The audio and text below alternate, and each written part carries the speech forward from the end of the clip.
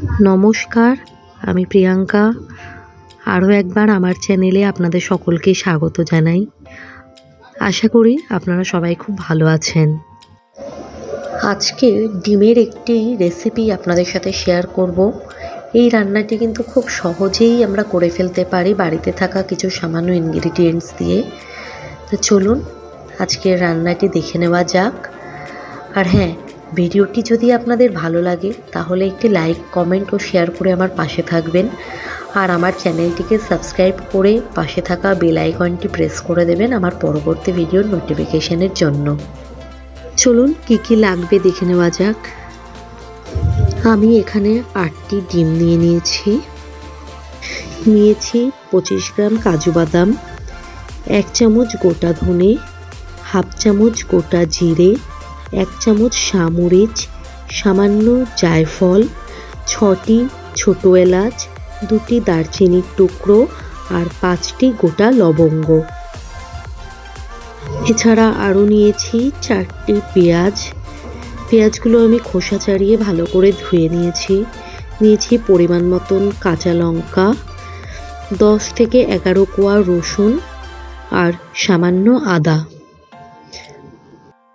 প্রথমে ডিমগুলি সেদ্ধ করে নেওয়ার জন্য আমি এখানে একটি কড়াইতে জল নিয়ে ইন্ডাকশানে বসিয়ে দিয়েছি। এবার ইন্ডাকশানটি অন করে দেব এবং জলের মধ্যে সামান্য পরিমাণ নুন দিয়ে দেব, যাতে ডিমের খোসাগুলো খুব সুন্দরভাবে ছেড়ে যায়। এবার জলটি ফুটে আসা পর্যন্ত অপেক্ষা করব। জল ফুটতে শুরু করলে এর মধ্যে এক এক করে ডিমগুলি ছেড়ে দিয়ে ভালোভাবে ডিমগুলিকে সেদ্ধ করে নেব।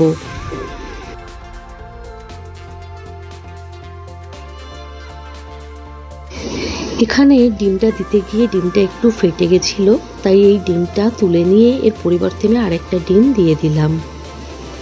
ডিম সেদ্ধ হতে হতে এখানে আমি একটি কড়াই নিয়ে তার মধ্যে তেল দিয়ে তেলটা গরম করে নিচ্ছি। খুব বেশি তেলটা গরম করব না, একটু হালকা গরম হয়ে এলে এর মধ্যে সব গোটা মশলাগুলো দিয়ে দেব। এবার এর মধ্যে ডুমো করে কেটে নেওয়া পেঁয়াজ, রসুনের কোয়া, গোটা কাঁচা লঙ্কা আর টুকরো করে নেওয়া আদাগুলো দিয়ে ভালো করে নাড়াচাড়া করে মিশিয়ে নেব। সব কিছু একসাথে ভালো করে 1-1.5 মিনিট ভাজা করে নেব। 1.5 মিনিট পর এর মধ্যে হাফ কাপ জল দিয়ে ভালো করে মিশিয়ে ঢাকনা চাপা দিয়ে ভালো করে সেদ্ধ করে নেব।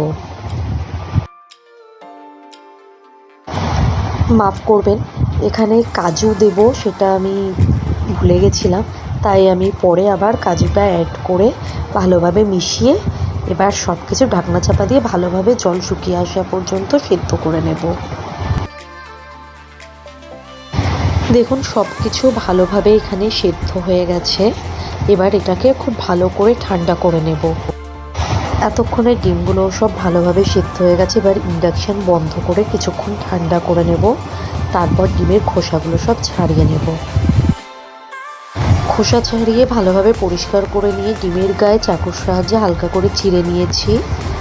এবার এর মধ্যে সামান্য নুন দিয়ে ভালো করে মাখিয়ে নেব। এখানে আমি কোনো হলুদ ব্যবহার করছি না, কেন এই রান্নাটিতে কোনো হলুদ ব্যবহার হবে না। এর মধ্যে সেদ্ধ করে রাখা মশলাগুলো খুব ভালোভাবে ঠান্ডা হয়ে গেছে। সব একসাথে মিক্সির জারের মধ্যে নিয়ে নিয়েছি। এবার এর মধ্যে 3 চামচ পরিমাণ টক দই দিয়ে দিচ্ছি। তারপর সব কিছু একসাথে স্মুথ একটি পেস্ট করে নেব।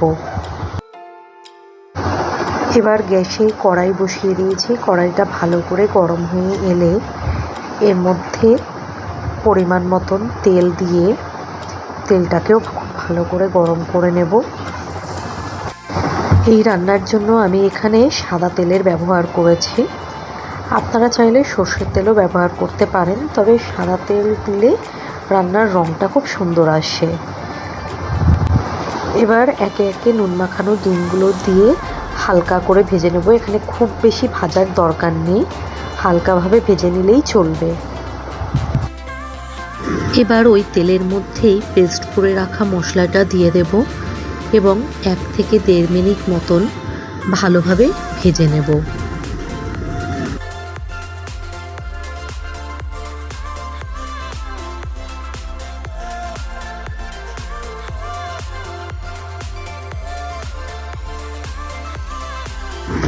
1.5 মিনিট পর দেখুন মশলা থেকে তেল ছাড়তে শুরু করেছে। এখন আমি এর মধ্যে স্বাদ মতো নুন দিয়ে দিচ্ছি আর দিয়ে দেব 1 চামচ মতন চিনি। এই রান্নাটিতে নুন, মিষ্টি আর ঝাল যদি ব্যালেন্স ঠিক থাকে তবেই খেতে কিন্তু ভালো লাগে, তাই এখানে একটু পরিমাণ মতন চিনি দিতে হবে।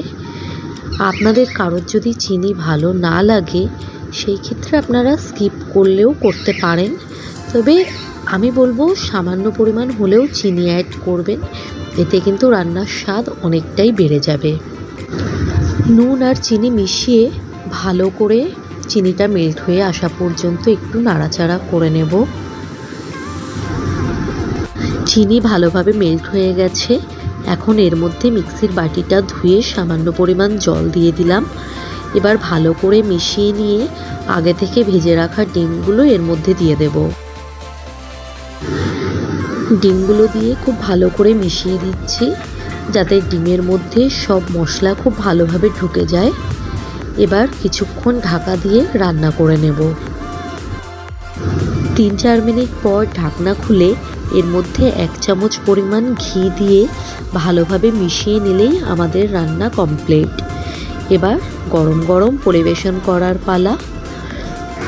এই রেসিপিটি গরম ভাত কিংবা গরম রুটি বা পরোটা সব কিছুর সাথেই কিন্তু খুব ভালো যায়।